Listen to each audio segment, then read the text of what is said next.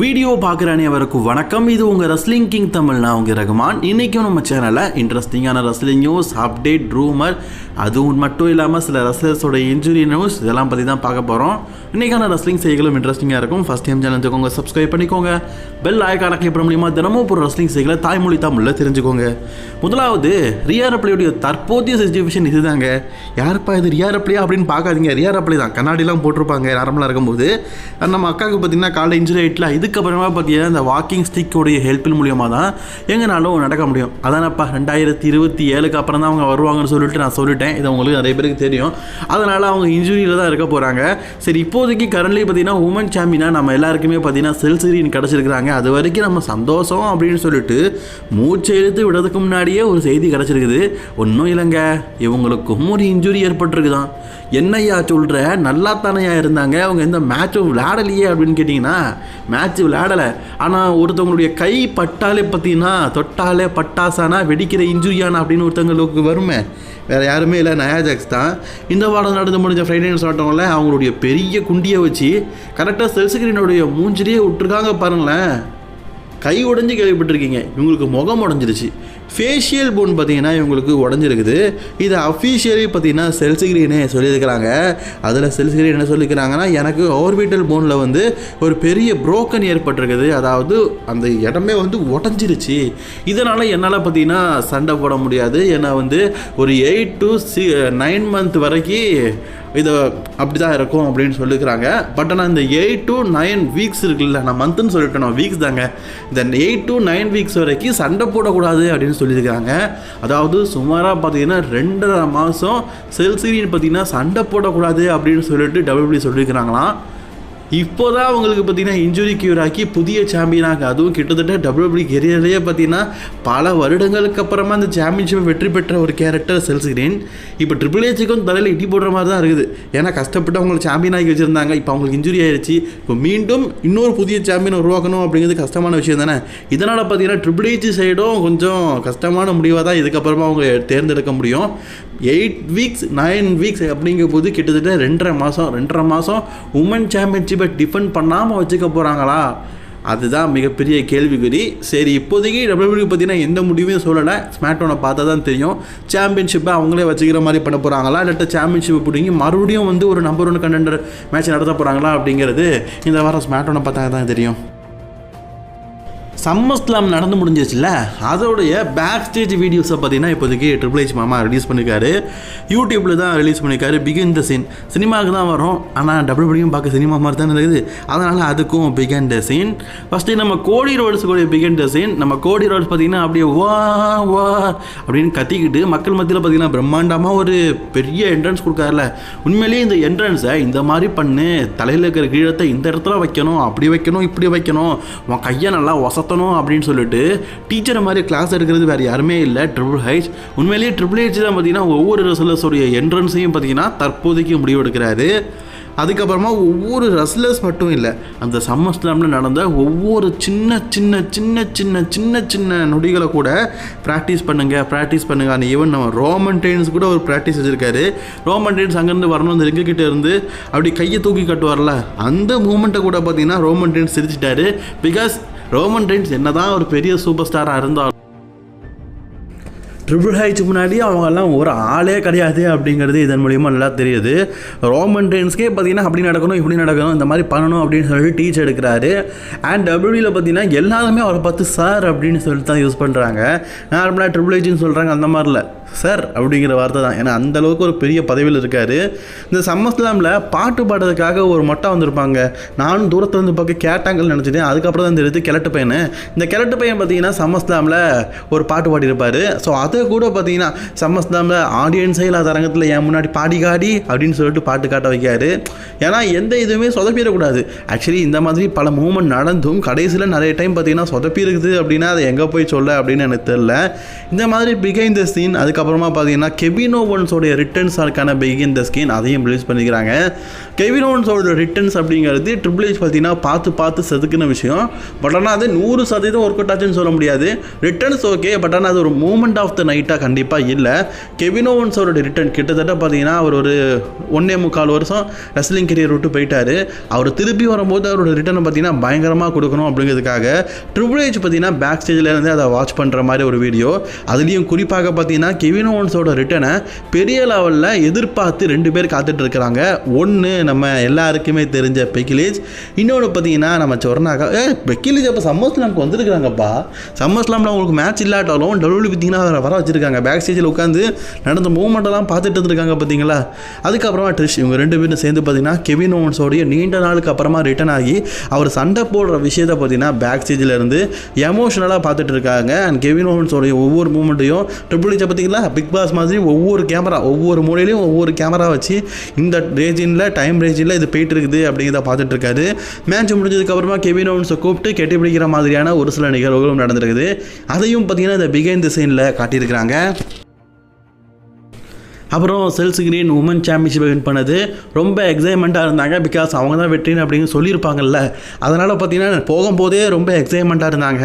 And முடிஞ்சு வரும்போது கண்களில் கண்ணீர். ஏன்னா இவங்க சாம்பியன் ஆகணும் அப்படிங்கிறது இவங்களுடைய மிகப்பெரிய கனவு. அதே ட்ரிபிள் ஹெச் மாமா பார்த்தீங்கன்னா இப்போ ரெடியாக்கி அவங்கள சாம்பியன் ஆகியிருப்பாங்க. அதனால் ட்ரிபிள் ஹெச்சுக்கு போய் கட்டி பிடிச்சி ஒரு எமோஷனல் ட்ராமாவை பார்த்தீங்கன்னா பேக் ஸ்டேஜில் கொடுத்துருக்குறாங்க. அதையும் த பிகன் தி சீன், அதாவது பேக் ஸ்டேஜில் ரெஸ்லர்ஸ் கண்ணீர் சென்றான மூத்திரம் பெய்யும் போது கூட நாங்கள் வந்து கேமரா வச்சு அதன் மூலியமாக சம்பாதிக்கிறவர் அப்படிங்கிறதான் ட்ரிபிள் ஹெச். அதனால் பார்த்தீங்கன்னா இந்த மூமெண்ட்டையும் வந்து அவர் வீடியோ எடுத்திருக்காரு. அவரை மெயின் ஈவெண்ட்டாக நடந்த ரோமன் ரெயின்ஸ் வெர்சஸ் செத் ரோலன்ஸ் அதுக்கான பேக் ஸ்டேஜ் பிகன் 2 பேருமே பார்த்தீங்கன்னா பக்கத்தில், அதாவது நம்ம பார்க்கும்போது 2 பேருமே பகையாரமே இருக்கலாம். பேக் ஸ்டேஜில் 2 பேருமே பக்கத்தில் அவங்களோட என்ட்ரன்ஸுக்காக ரெடியாக இருக்கிறாங்க. செத் ரோலன்ஸ் அவருடைய என்ட்ரன்ஸுக்காக அண்ட் ரோமன் ரெயின்ஸோட என்ட்ரன்ஸ் இது எல்லாத்தையுமே காட்டுறாங்க. ஆக்சுவலி நான் ஒரு விஷயம் சொல்லி ஆகணும். டபிள்யூ பொறுத்த வரைக்கும் ஒவ்வொரு ரெஸ்லரும் சரி டபிள்யூ தவிர்த்து சினிமாவுக்கு போனாங்கன்னு வைங்களேன், அவங்க சீனியர் ரெஸ்லர்ஸே மிஞ்சுற மாதிரி நடிப்பாங்க. பிகாஸ் சினிமாவை பொறுத்த வரைக்கும் நிறைய கட்டு வரும், நிறைய இதை தப்பு பண்ணுவாங்க. ஆனால் ஒரு 1/2 மணி நேரம் ரோமன் ரெயின்ஸ் கேமராவை பார்த்துட்டே பேசணும், எந்த விதமான தப்பும் இல்லாமல் பேசணும்னா சாதாரண விஷயம் இல்லை. ஸோ அதனால் டபிள்யூவில் இருக்கிறவங்களுக்கு முழுக்க சண்டை போட தெரியணும் அப்படிங்கிறத காட்டிலும் நல்லா நடிக்க தெரியணும். அப்போ தான் டபிள்யூவில் ஒர்க் பண்ண முடியும். அதுக்கான சிறந்த விளக்கமாக இதை ரிலீஸ் பண்ணியிருக்கிறாங்க. டபிள்யூ பார்த்தீங்கன்னா இந்த 2027 ரோமன் ரெயின்ஸை காட்டிலும் ஓபா ஃபெமிக்கு பெரிய முக்கியத்துவம் கொடுக்க போகிறாங்களாம். எனக்கு ஒரு செய்தி கிடச்சிருக்குது, இது அஃபிஷியலாகிறதுக்கும் வாய்ப்பு இருக்குது.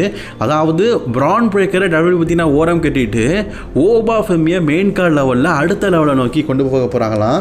அதையும் 2027 ரசல்மேனியாவில் ஒரு மெயின் ஈவெண்ட் ஆஃப் த ரசல்மேனியாவாக இருக்க போகிறது ஓபா ஃபெமி தான் அப்படிங்கிற மாதிரி சொல்லியிருக்கிறாங்க. உண்மையிலே பெரிய விஷயம். நம்ம ரோமன் ரெயின்ஸே பார்த்தீங்கன்னா டபிள்யூக்கு வந்து சில 2 வருஷம் இருக்கும்னு நினைக்கிறேன். அதுக்கப்புறம் தான் பார்த்தீங்கன்னா அவர் 2 ரெசல்மனியா விளையாடினதுக்கப்புறமா தான், அதுவும் டேக் டீம் ஆகலானதுக்கப்புறம் தான் 3வது ரெசல்மனியா அவருக்கு மெயின் ஈவெண்ட் அப்படிங்கிற பேரே கிடச்சிருது. ஆனால் இப்போதைக்கு பார்த்தீங்கன்னா ஓபா ஃபெமி வந்து பெரிய மார்க்கெட்டிங் லெவலாக ப்ராக் லெஸ்னரே தோக்கடிச்சு ஒரு பீஸ்ட் மாதிரி வந்து நிற்கிறாரு. அவர்கிட்ட ஒரு சாம்பியன்ஷிப் கொடுத்தா நல்லாயிருக்கும் அப்படிங்கிறதுக்காக இந்த ரெசல்மனியாவில் ஒரு சாம்பியன்ஷிப்புக்காக அதுவும் மெயின் ஈவெண்ட்டில் ஓபா ஃபெமி விளையாடுறதுக்கு வாய்ப்புகள் ரொம்ப அதிகமாக இருக்குது அப்படிங்கிற மாதிரி சொல்லப்பட்டிருக்குது. ஆக்சுவலி அப்படி நடந்தால் உண்மையிலேயே நல்லா இருக்கும். அது ரோமன் ரெயின்ஸ் கூடயா அல்லது அந்த டைமில் டபிள்யூ சாம்பியனாக இருக்கிறது கூடயா அப்படிங்கிறது தெரியல. பட் ஆனால் டபிள்யூ பார்த்தீங்கன்னா ஓபா ஃபெமி மேலே ஒரு பெரிய இன்ட்ரெஸ்டிங்காக இருக்காங்க. ஓபாவை வச்சு டபிள்யூ ஃபியூச்சரை நல்லா டெவலப் பண்ணணும் அப்படின்னு நினைக்கிறதுனால இந்த வருஷம் மெயின் ஈவெண்ட் ஆஃப் த ரெசல்மேனியாவா, அதாவது 2 ரெசல்மேனியா ஒரு 2 மெயின் ஈவெண்ட் இருக்கும்ல, அதில் ஒரு மெயின் ஈவெண்ட்டை பார்த்தீங்கன்னா ஓபா ஃபெமிக்கு கொடுக்க போகிறாங்க அப்படிங்கிற மாதிரி சொல்லப்பட்டிருக்குது. சரி, ஓபா ஃபெமி டபிள்யூக்கு வந்த 2வது வருஷமே மெயின் விளையாடுறதுக்கு தகுதியான ஆளா அவங்களோட கருத்துக்களை மறக்காம கமெண்ட் பண்ணிக்கோங்க. காய்ஸ், நான் உங்கள்கிட்ட ஒன்று கேட்குறேன். உங்கள் வாட்சி என்ன ரேட்டுங்க? கையில் கட்டியிருப்பீங்களா? நான் ஓப்பனாக சொல்லிடுறேங்க, நமக்கெல்லாம் வாட்சி போடுற பழக்கம் இல்லை. அதனால் நமக்கு இந்த இதே கிடையாது.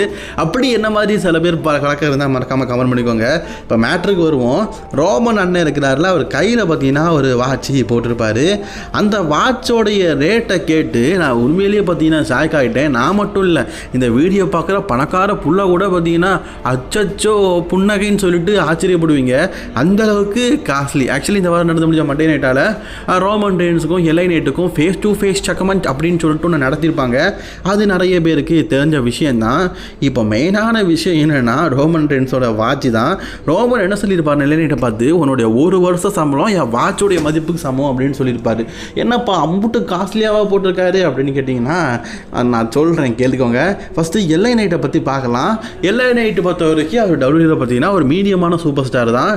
வருஷத்துக்கு பார்த்தீங்கன்னா $500,000 கீழே தான், அதாவது 500K கீழே தான் பார்த்தீங்கன்னா அவர் வருஷத்துக்கு சேலரி வாங்குறாரு. பட் ஆனால் ரோமன் ரெயின்ஸ் ஒரு வருஷத்துக்கே பார்த்தீங்கன்னா $500,000,000 இல்லை $500 பில்லியன் வாங்குறாரு. அந்த அளவுக்கு பார்த்தீங்கன்னா சம்பளம் வாங்குறாரு. அவர் பொதுவாகவே பார்த்தீங்கன்னா ஒரு வருஷத்துக்கு மினிமம் டபிள்யூ கான்ட்ராக்ட் படி பார்த்தீங்கன்னா $15 மில்லியன் சேலரி வாங்குறாரு. அதை கம்பேர் பண்ணி பார்க்கும்போது நம்ம எல்ஐ நைட் பார்த்தீங்கன்னா டபிள்யூவில் 30 வருஷம் ஒர்க் பண்ணால் தான் ரோமன் ரெயின்ஸோடைய ஒரு வருஷம் சம்பளத்தை வாங்க முடியும். ஸோ இப்போ மெயினான விஷயத்துக்கு வருவோம். எல்ஐ நைட்டு கையில் போட்டுக்காரில்ல, அது வந்து $650. Roman ரெயின்ஸோடைய $403K. ஆக்சுவலி கே இருக்குது பார்த்துக்கோங்க. எல்ஐ நைட்டோடைய வாட்சோடைய மதிப்பு எவ்வளோனா $61,964. எம்மா எவ்வளோ காஸ்ட்லி இல்லை. ஆனால் நான் சொல்கிறத கேட்டுக்கோங்க, இது காஸ்ட்லி கிடையாது. ரோமன் ரெயின்ஸ் போட்டிருக்க வாட்ச் தான் இருக்கிறதுலேயே காஸ்ட்லி. ரோமன் ரெயின்ஸோடைய வாட்சி $403K, அதாவது $500,000,000 வருஷத்துக்கு எல்ஐ நைட் சம்பளம் வாங்குறான்னு சொல்கிறோம்ல, அதை விட கொஞ்சம் கம்மியானது தான் அந்த $403K. அப்படிங்கிறது இந்திய மதிப்பில் எவ்வளவு அப்படின்னு கேட்டிங்கன்னா, any one heart attack patient இருந்தால் கொஞ்சம் இந்த வீடியோ பார்க்காதீங்க. பிகாஸ் கேட்டோடனே மிரண்டு போயிடுவீங்க. $3,84,18,651.95. என்னது 3 கோடியா? 3 கோடியா? எங்கே நம்ம 1 கோடியெலாம் நம்ம வாழ்க்கையில் பார்க்க முடியுமா? கொஞ்சம் கேட்டு பாருங்கள், யாரும் சொல்ல மாட்டேன். ஆனால் ரோமன் ரெயின்ஸ் கையில் கிட்டியிருக்கிற வாட்சே பார்த்தீங்கன்னா 3,84,00,000, அதாவது கிட்டத்தட்ட 4 கோடி வந்துடுச்சு. அதான் இது எல்ஐ நைட் பார்த்தீங்கன்னா ஒரு வருஷத்துக்கு சம்பாதிக்கிற பணம்.